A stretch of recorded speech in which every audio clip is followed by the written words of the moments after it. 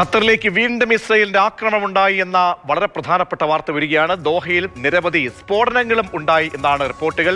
Hamas കേന്ദ്രങ്ങൾ ലക്ഷ്യമിട്ടതായി റിപ്പോർട്ടുകളും വരികയാണ്. ദോഹ അടക്കമുള്ള ഖത്തറിലെ പ്രധാന ഇടങ്ങളിൽ പലതവണ പൊട്ടിത്തെറി ശബ്ദങ്ങൾ കേട്ടു എന്നാണ് വിവിധ വാർത്താ മാധ്യമങ്ങൾ, പ്രത്യേകിച്ചും ഗൾഫ് കേന്ദ്രീകരിച്ച് പ്രവർത്തിക്കുന്ന വാർത്താ മാധ്യമങ്ങൾ റിപ്പോർട്ട് ചെയ്യുന്നത്. നമുക്കറിയാം, ഹമാസിന്റെ പ്രധാന നേതാക്കളൊക്കെ പലപ്പോഴും അവർക്ക് അഭയം നൽകിയിട്ടുള്ളത് ഖത്തറാണ്. ഖത്തറിൽ നിന്നാണ് ഹമാസിന്റെ പല നേതാക്കളും പലസ്തീനിലെയും ഗസയിലെയും ഇസ്രയേലിലെയും ഒക്കെ പല കാര്യങ്ങളും അല്ലെങ്കിൽ ആക്രമണങ്ങളടക്കം ഏകോപിപ്പിച്ചിട്ടുള്ളത്.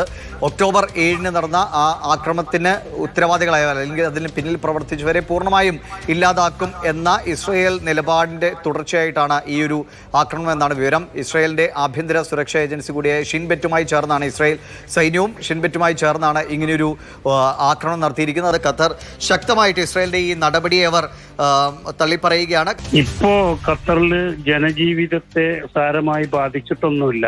ജനജീവിതം സാധാരണഗതിയിൽ പോകുന്നുണ്ട്. പാനിക് സിറ്റുവേഷൻ ഒന്നും ഇവിടെ ഇല്ല. ഒരു പരിഭ്രാന്തമാകേണ്ട സിറ്റുവേഷൻ ഒന്നും ഇവിടെ ഇല്ല.